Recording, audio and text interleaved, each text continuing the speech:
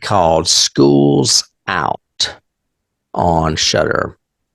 Alice Cooper's life story. No. Well, it's not a good title.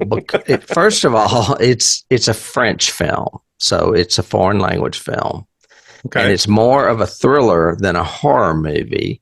However, and I'm going to butcher this, the original title was L'heure de la sortie, which actually means exit time.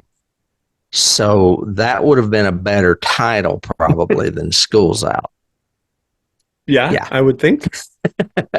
It has some strong ties to some things we've seen. It reminded me a bit of Village of the Damned. Only the kids are older. They're like high school age. Basically, the synopsis is a replacement teacher arrives in a class of elite students after their professor has jumped out of a window. So right there, you're like, what do these kids do? He soon notices the strangely violent behavior of this united group of 6. Unusually smart and precocious, the teens spread hostility and fear across the school. Soon the teacher discovers their dark vision of a doomed future and their contempt toward the powerless adults who can no longer protect them.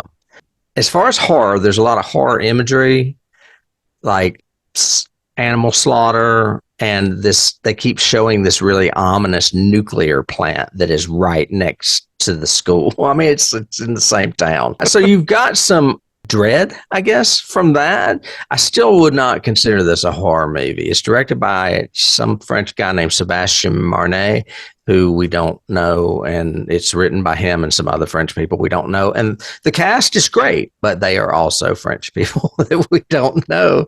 So I'm not sure I would recommend it. The reason I watched it, of course, is it got really high ratings on Rotten Tomatoes, 100%.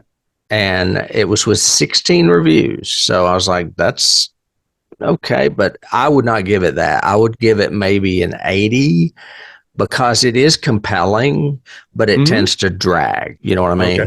Okay, so that's the best I can do, folks. Sorry.